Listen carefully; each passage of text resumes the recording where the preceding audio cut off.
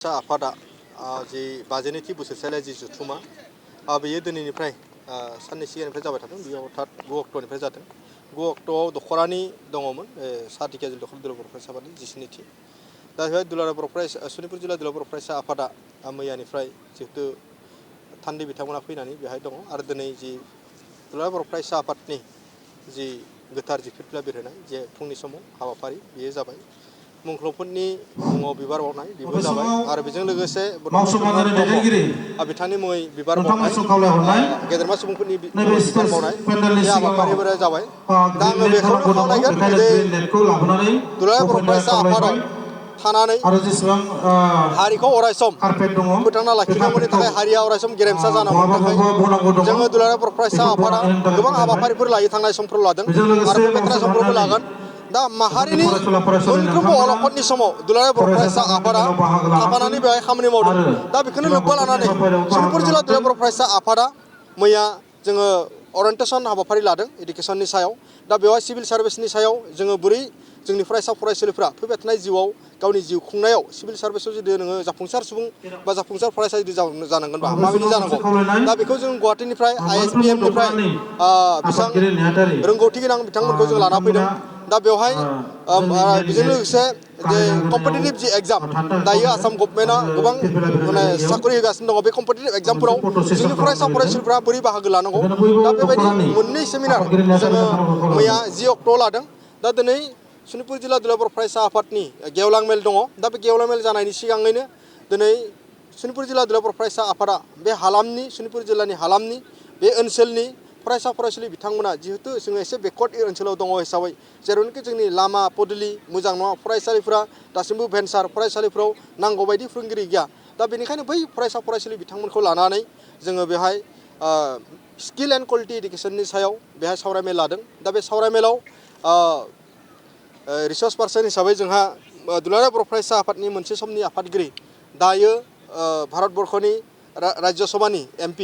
बिथां रोनगोरा मानगोनां रोनगोरा नार्जारि बिथाङा बेहाय फैगोन आरो बेजोंनो लोगोसे सासे सुबुं फुंखा महरै जों बाहागो लाबावगोन दि तेजपुर इउनिभारसिटिनिफ्राय जोंसार ब्रह्म डक्टर जोंसार ब्रह्म बिथाङा फैगोन दा बेवहाय फरायसा फरायसुलि बिथांमोना बाहागो लागोन दा बिथांमोना फैबाय थानाय समाव स्किल एन्ड क्वालिटि इडुकेसन जुदि लानांगोनब्ला दिनैनि बे 21st सेन्चुरियाव फरायसा फरायसुलिफोरनि जि मोनसे बादायलु जि मुगा बे मुगायाव जुदि जोङो जौगानांगोनब्ला बोरैहाय जोङो थांनांगोन बेनि सायाव जोङो लादों आरो बेजों लोगोसे दिनै जि जोंनि बर' समाजनि जि बिमाफोरनि जि मोनसे थासारि बर' समाजनि बिमाफोरा गावनि गथ' गथायफोरखौ जत्न खालामनायजों लोगोसे गावनि न'खरखौ बोरै बेंनांगौ दा बेनिखायनो दुलाराय बर' फरायसा आफादा बर' बिमा गौथुम मोनसे आफाद जिहेतु दानानै होनाय दङ जोंनि जिहेतु गांखं हिसाबै दा बेवहाय सनितपुर जिल्ला दुलाराय बर' फरायसा आफादा बिथांमोननि थाखायबो जोङो मोनसे हाबाफारि बेहाय लानानै होदों बिमा गौथुमनि थाखाय दा बिमा गौथुमा दा बेहाय जोंनि ओनसोलनि आइ बिथांमोना बेहाय बाहागो लागोन दा जोंनि बर' न'खर समाजखौ जोङो जौगाहोनांगोनबा मा जोङो थानांगौ मादि थानांगौ माबायदि जोङो बाहागो लानांगौ बेनि सायाव दा बेनिखायनो दिनै सनितपुर जिल्ला दुलाराय बर' फरायसा आफादा बे गोथार फिरफिला बिरहोनाय हाबाफारिनि गेजेरजों आं बेखौनो खावलायदों आरो बर' हारिया गेरेमसा हारि जानांगोन बेनिखायनो दिनै जि लाइमोनफोरा जि लेभेलाव थायाथों मानो दि कलेज स्टुडेन्टफोरा मोजाङैनो फरायनांगोन फरायसालियाव फरायनाय फरायसा फरायसुलि बिथांमोना मोजाङैनो फरायनांगोन जाय फरायसा फरायसुलि बिथांमोना माबा मोनसे जाहोनाव न'खरनि असुबिदायाव बा ओनसोलनि माबा मोनसे असुबिदायाव फरायनायखौ जुदि गारबायब्ला खिन्थु सासे बर' मोजां सुबुं जिहेतु जानांगोन दा बेनिखायनो बै बिबानफोरा जोंनि जि लाइमोननि जिहेतु दायथ' दङ हिसाबै दा बै लाइमोनफोरा जाहाथे सासे गुन गोनां जायो माहारिखौ अनसायनाय जायो आं बेखौ खावलायदों सनितपुर जिल्ला हिसाबै गोबां जितु जेंना जोंनि गेजेराव जितु दङ हानि जेंनाया दिनै नांगौ बायदि दिनैसिमबो जोबाखै फरायसालिनि जेंनाया दिनैसिमबो जिहेतु जोबाखै दा थांनाय 2020 सननि 27 जानुवारियाव बिटिआर गोजोन गोरोबथानि बाथ्राखौ जों बयबो मिथिगौ दा बे गोरोबथानि गेजेरजों सनितपुर जिल्लाया खुब आशाबादि खुब मिजिं दङ आरो मिजिंखौ लानानै जोङो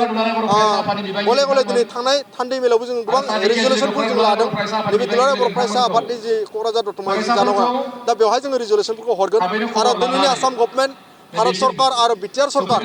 दानि जि प्रमद बर'नि जि दैदेननायाव जि सरकार बिथांमोनाबो जाहाथे जोंनि जि बे एकर्डनि